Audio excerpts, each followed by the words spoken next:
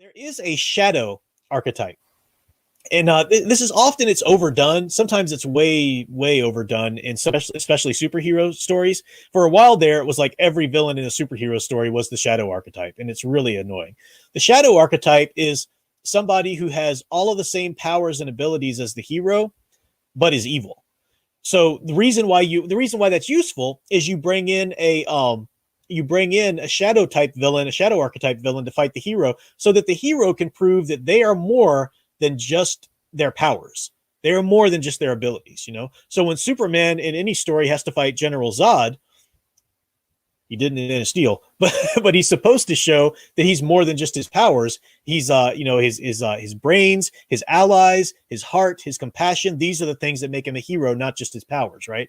A good Venom story. That's why I can't fathom watching that Venom movie without Spider-Man in it, because it's a perfect shadow villain. He's the shadow villain for Spider-Man with the same powers and everything. And then Parker has to prove why it's not just his powers that make him a hero. In fact, Venom ends up having more powers than him, right? Because he was stronger with Venom.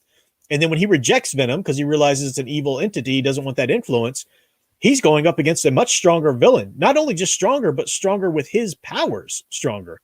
That's freaking huge. Why would you take an amazing opportunity for a Venom story, especially since we didn't really get the story we should have had in Spider-Man 3, and just waste it on a standalone character? That was a bummer. So Mechagodzilla is the shadow villain. And that plays out very nicely here with Godzilla, because Godzilla is suddenly he had to take out Ghidorah before last time, and that was hard for him to take out Ghidorah. I mean, that was a really cool story progression in Godzilla King of Monsters. Like I said, you're 100% rooting for Godzilla. It's amazing how he does that, how people rally around him as their chosen titan, to rule them and help him take out. It's wonderful.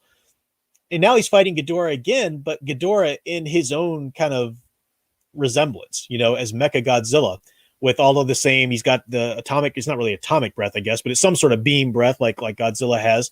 And he's got, the same, the tail, the strength, the rigid scale, metal and stuff like that. And Godzilla is powerless to defeat him when it comes to strength against strength alone. This is how good shadow villain archetypes work out, and as they should, right? This is because you want to show that the hero, in this case Godzilla, is more than just he's more than just the sum of his powers, because you want to bring in a villain that has his same powers but greater. So that's what Mechagodzilla was. And how did Godzilla defeat the shadow villain archetype? Teamwork. This is classic archetypal stuff. It's wonderful with King Kong, and recognizing that only Godzilla could charge Kong's axe at that point. Kong would have died. Kong was helpless at the hands of Mechagodzilla if Godzilla didn't charge up Kong's axe.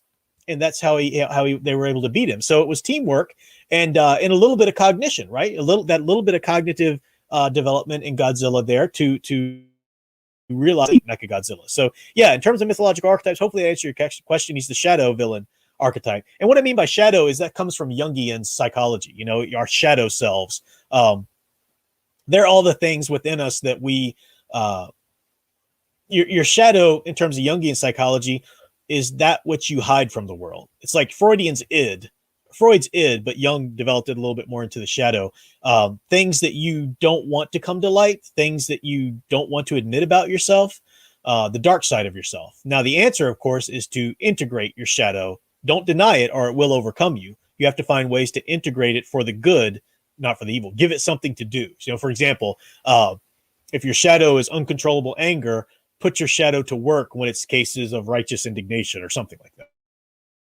That's a whole nother wealth of stories that could be told, because Mechagodzilla is a mech. They can easily bring him back, So these are great other stories to be told between Godzilla and Mechagodzilla. That's why they need to continue the universe.